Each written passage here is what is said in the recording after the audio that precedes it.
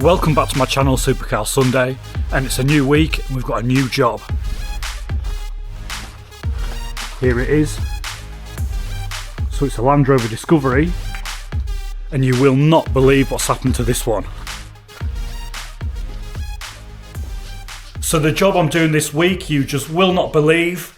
Bit of a story for you here, but don't know what's going on in society. I really do not know what's going on in society. Got a job to do here, this Land Rover Discovery, and believe it or not, the damage on this Land Rover Discovery has been done by an 8-year-old boy picking up a rock and throwing it at the car. So he was on his way back from dodgeball. He'd been at dodgeball with his friends, and he's seen a rock and he's seen this Land Rover driving by, and he decided to just pick the rock up and throw it at the side of the Land Rover. Just like you do at 8 years old, you just pick up a rock and you launch it across the street at the side of a Land Rover. So so we've got a bit of damage to do here. So this is what it's done. This is what that child has very kindly done to the side of this Land Rover. He's launched a rock at the side of this vehicle and put a rather large dent in the side of this door. Now, I don't know if you can see just how bad that is. It is bad. It is bad enough that we've got an out-over dent here.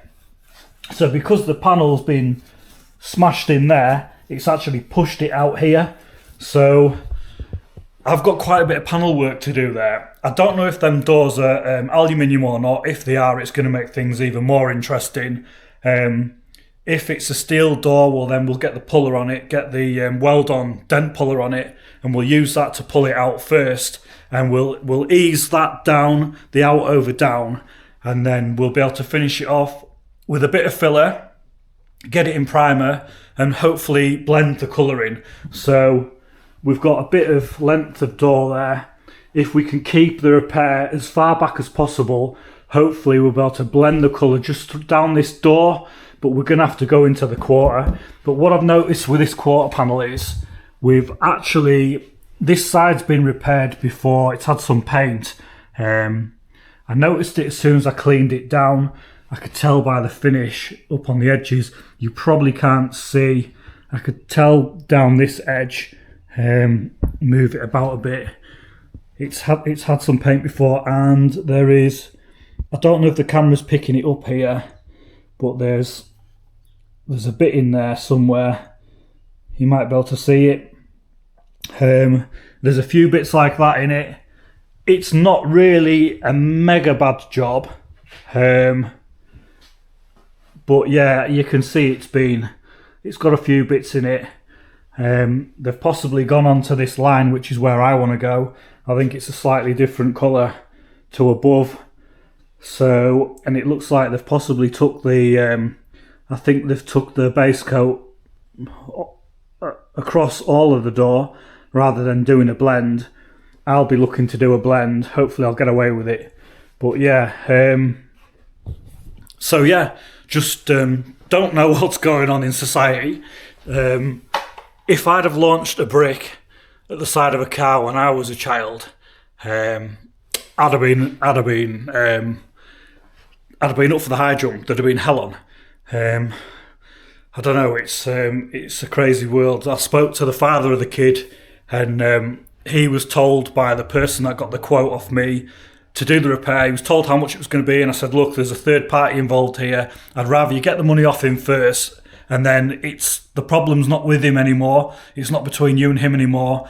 You get the money off him, then the problem's between me and you. I do the repair and you pay me. So he gets the money off him.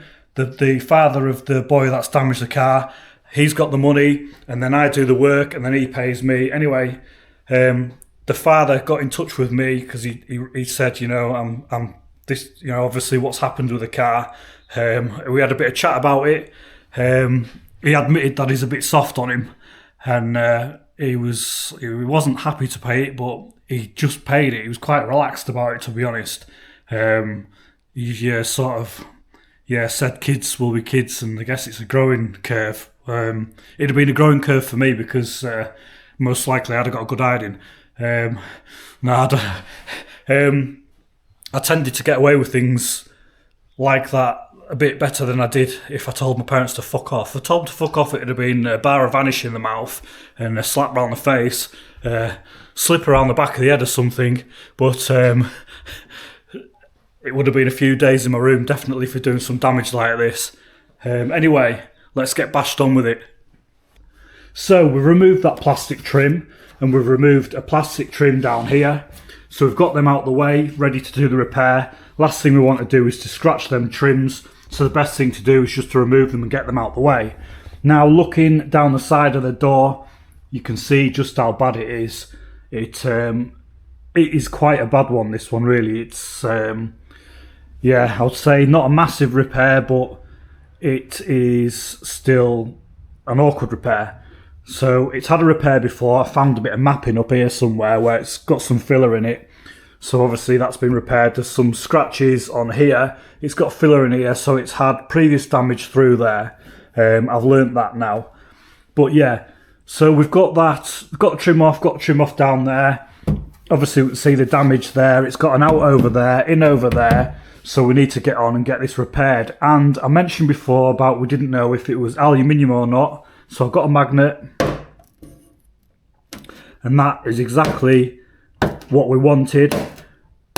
Absolutely brilliant. So it is steel, so that means that we can use a dent puller.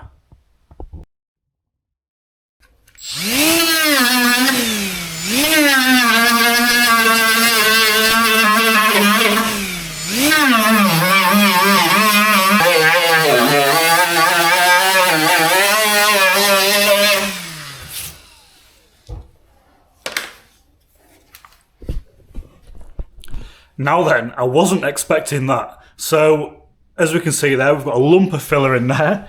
So there's a lump more filler down in there, as well as what we had up here. I can feel that as well, actually, now. So yeah, she's had quite a bit of repair on this side. Let's do a bit more.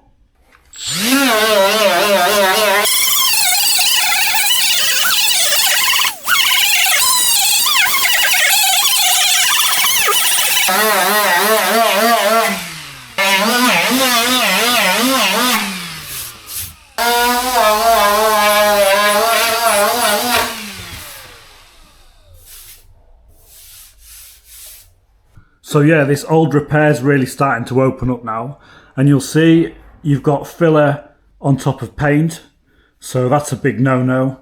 You don't put filler on top of paint. So this is, yeah, it's not a very good job, this one. You got a huge dent there that could have been pulled out, but they've just sanded it up and filled it full of filler.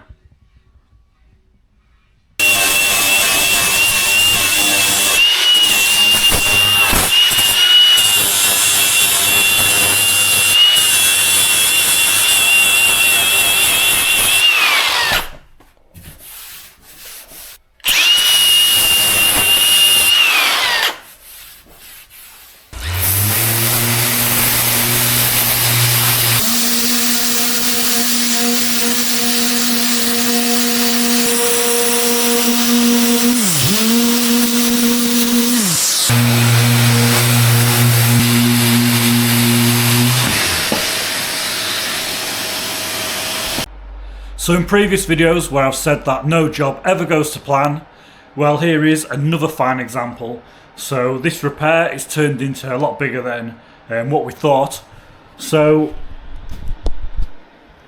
as you'll see there, you can see where it's been filled with filler before and it's not been panelled up.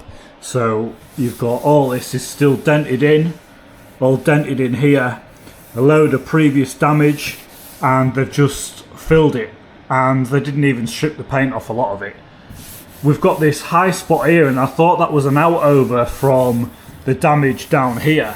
I thought it maybe that damage going in, I thought it kinked it there and it maybe caused something there as well. But we now know that in actual fact this out over dent here is due to this previous damage that we've got here. So with all that said, we're going to get on and we're going to address that problem now.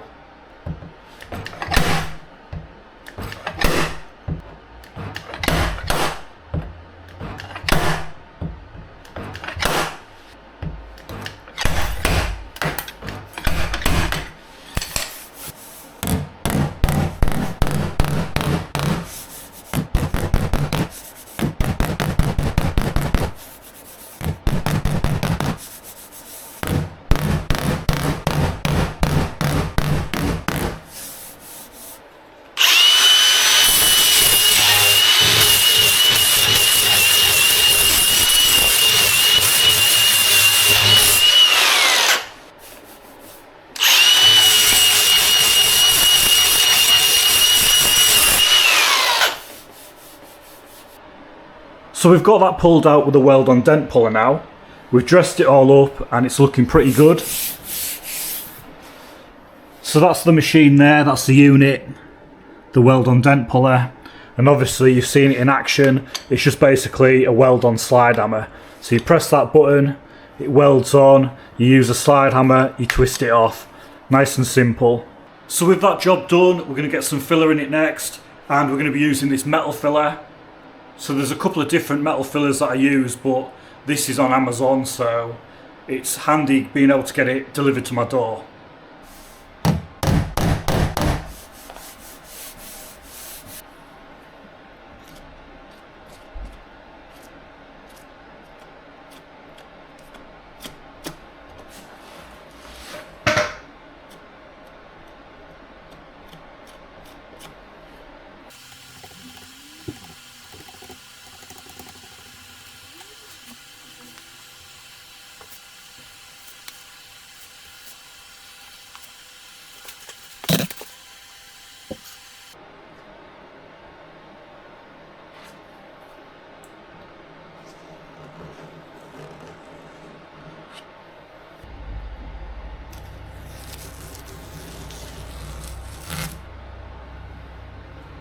So that's the start, first coat of filler in.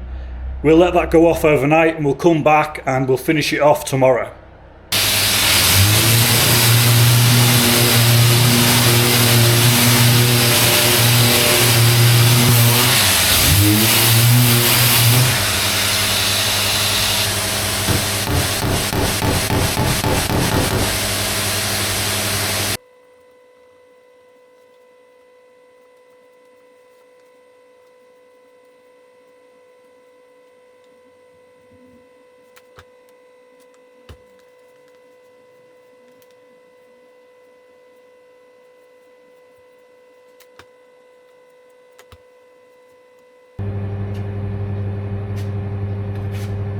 So I've now got that metal filler in the door and I've got it rubbed down. So you'll see I've rubbed that down. I'm just moving the video along a bit because I want to chop this one down. So this here, I've put this in. This is actually a stopper. It's a fine filler, so when you don't really need to be putting that much in. It was just a bit low here, so I used some of this fine stopper filler, and you'll see it's filled them pinholes as well. I skimmed over this area. So that's all rubbed down. I knocked that down with a 120 and then I finished it with a 240. And what I'm going to do next is I'm going to get some 800 wet and dry, and I'm going to feather these edges out with some 800. I'm just going to feather them back because I can feel there's a bit of a ridge on there. Because it's been repaired a couple of times before, there's several layers of paint on there, and we'd be better off just feathering that out the best we can before putting our primer on top of it.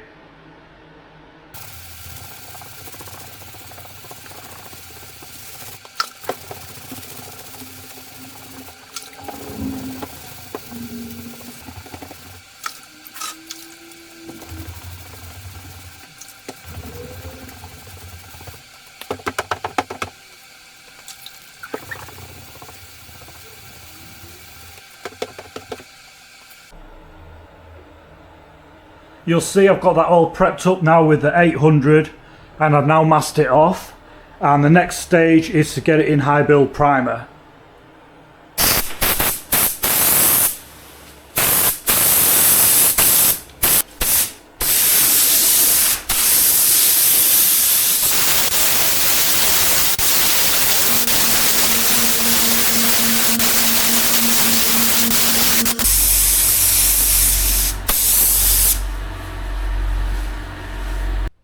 So I've got that panel in high build primer now, and I used a U-Pol 2K high build primer.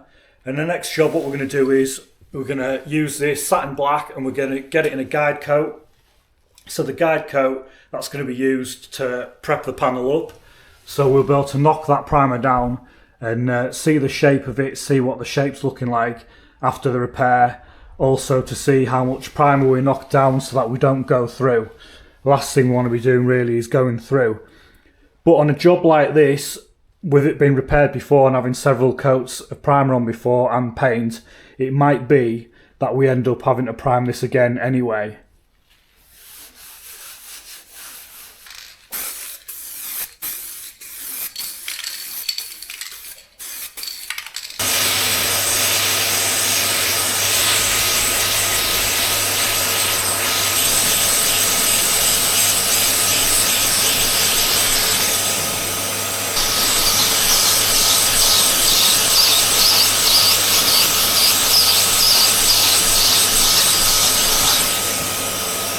With the primer all rubbed down, it was time to prep the rest of the car up ready for paint.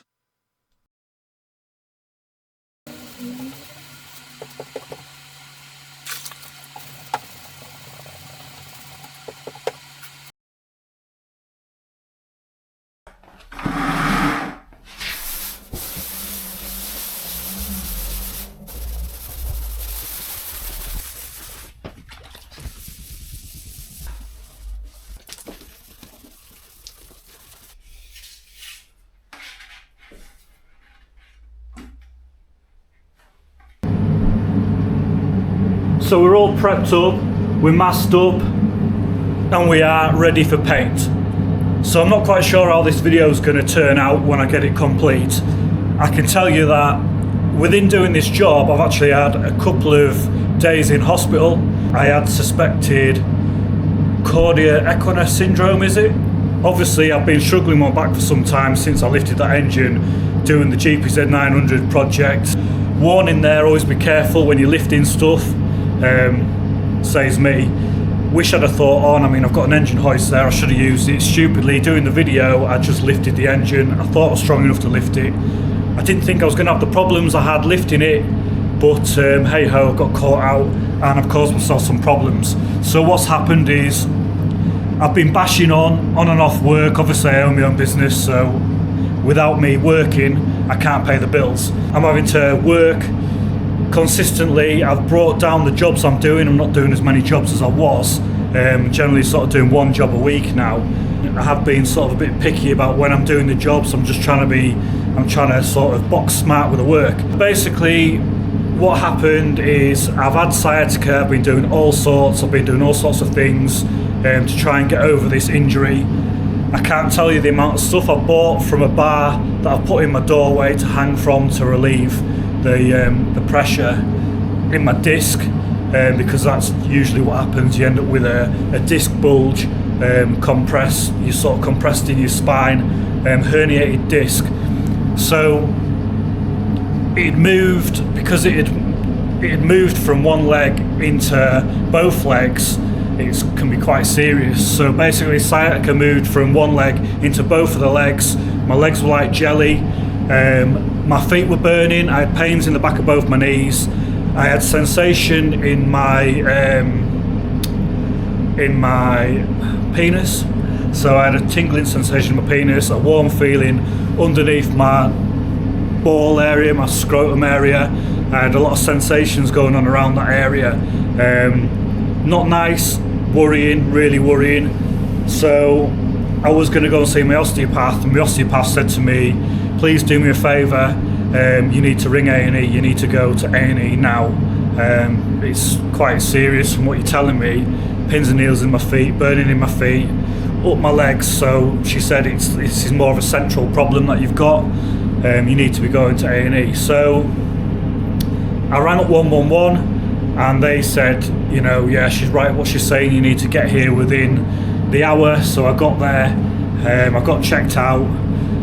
I was in A&E for hours, absolute hours. I got checked out, they did some tests on me, checked out I could empty my bladder properly myself. I had the old finger up the bum. So this young Indian nurse, a very attractive young lady, she wasn't a nurse, in fact she was a doctor, she was a junior doctor, and she explained something, that a procedure that she'd have to try on me, that I need to be tested with, to test whether I had numbness, what I could feel in that area, because that's also another red flag, whether you've got this cordia equina syndrome, I think it's called. So yeah, she put I thought to myself, do you know, she's a little petite nurse, little petite doctor. This, I mean, she must have been 4 foot something, like slim little thing, and I thought her hands were tiny. I thought, I'm not going to feel this. Anyway, she's checking all around me. Can you feel this? Can you feel this? Can you feel this? And then all of a sudden, I said, I could fucking feel that, yeah. And she says, can you squeeze for me? So anyway, she says, right, that's good, that's good. So she says, we're going to get you in on a ward. We're going to get you MRI'd first thing in the morning. I actually spoke to a surgeon team. The surgeon team were ready to operate on me. They were going to transfer me and operate on me that morning. I was nil by mouth. I had a shitty stay in the hospital. It was a nightmare. I didn't get any sleep. So from being in A&E, it took ages for me to get like properly seen in A&E, and then I got put on the ward and I just couldn't sleep. It was just a nightmare. MRI first thing in the morning. I'm not good with confined spaces, but I knew that I had to do it, because it was like you could basically end up from being paralysed from your legs down, waist down. You could end up being paralysed. So yeah, it was going to be. It was not good. Anyway, I went and did the MRI, and I dealt with that by. So I basically just got in the machine. I closed my eyes the whole time I was in the machine. Went in, and the different noises the machine was making. It tell you how long each scan is, and I just counted.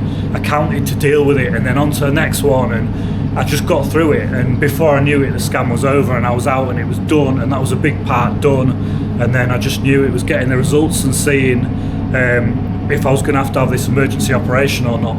But yeah, ended up they said, you know, it's okay. From what they can see, it's okay. They're not concerned that I would need to have this operation to relieve the pressure off the compression off my spine, or the spinal cord.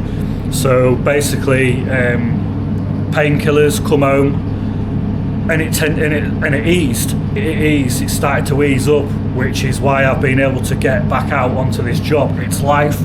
I shouldn't be working. People might say, you know, your health's your health and all the rest of it. Yeah, your health is your health, but unfortunately you need to earn money to get by in life. You do. So I'm taking it, I'm trying to be careful, but I've got to get on, I've got to earn a living, and that's all there is to it. I mean, some people will be happy to sit back, take, you know, they'll see it as an excuse. That's not me, I'll bash on.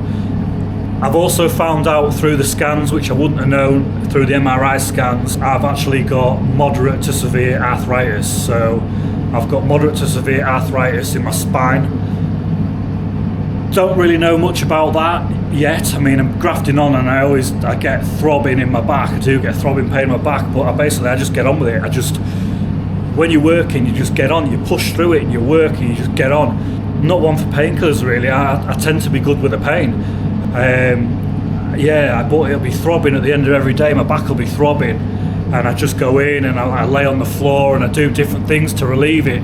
And I've never really bothered with painkillers, only recently with my lower back, because that has been really bad. But yeah, apparently I've got moderate to severe arthritis. Don't really know how that's going to affect me yet. I know it's not good, but again, I'll deal with that in its stride. I'll do what I've got to do. I'll start doing some weight training. I'll start doing Pilates, possibly swimming, but I'll do whatever I can do, change up my diet, whatever. I'll do whatever I can do to sort of prolong things before things get severe, where I'm on painkillers and stuff like that. So yeah, it's a bit of a shock. I'm 45 years old, moderate to severe arthritis in my back, and that is down to this trade. So yeah, you're always bending over, you're in awkward positions, working in cold. It's always cold in the garage. Well, through the winter, obviously, the season through that season, the winter, it's always cold in the garage. So yeah, it is what it is. So don't know how this video is going to turn out. Just let me know in the comments if I manage to pull it together. But yeah, next stage we're going to get on. We're going to get this car painted and see how it turns out.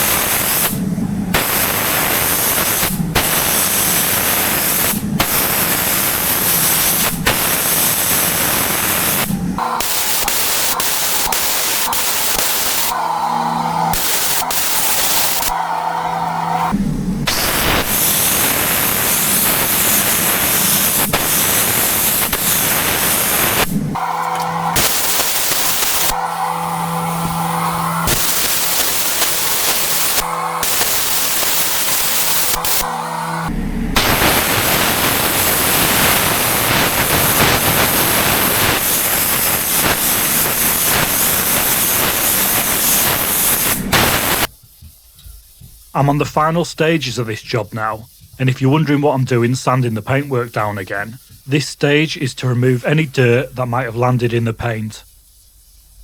If you've got this far in my video, please give us a like and please subscribe to the channel. You'll see more content that's similar, not just from me, but from other similar content creators. So I've just got these panels all wet flacked down with some 2000 grade, wet or dry, and the next stage is to go over it with a Trizact. So we'll have a look at the panels now. You can see how matted off it is. So I've took the top off the lacquer, de-nibbed any bits that might have landed in it. We'll have a look at the Trizact discs, if I can find one. So this is one here. It's been used. They've all been used. They're all pretty well used actually. I need some new ones. So that's the system I'm using at the moment.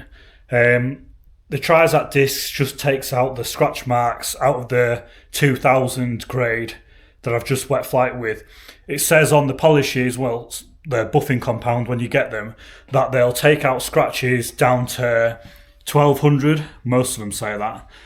But the compounds, you're there forever trying to polish up the lacquer.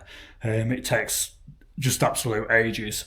So you need to be getting the lacquer down as much as possible before you actually start to buff it up. So you need to be going through as many stages as possible, trying to get as many scratches as you can out of it, trying to get it finished in the finest grade that you can before you actually buff it up. So 3000 grade, if you can get it finished in them good enough, it should polish up quite nice. So this is a system I'm using at the moment, but I'm actually going to switch over to another system. So I've tried various systems. I'm always trying different systems to try and be more productive. I've seen some other discs that I'm going to have a go at using, because ideally I want to be using the DA from start to finish on the panels rather than doing any work by hand. So I'm going to have a go at another system, and when I do, I'll do a video on it for you. But for now, we're doing it this way, and this is how I'm going to finish off this job. So I'm going to get bashed on with it, going to go over it with the 3000 grade on the DA, and then I'm going to polish it up with the buffing compound. So I've been over that panel now with the Trizact disc, and that's what it looks like. So you can see it's brought it up a little bit. There will still be some scratches in that, I can guarantee, because the discs are getting quite old now. I need to get a new pack, but they are quite expensive. But it will give me a bit of a head start.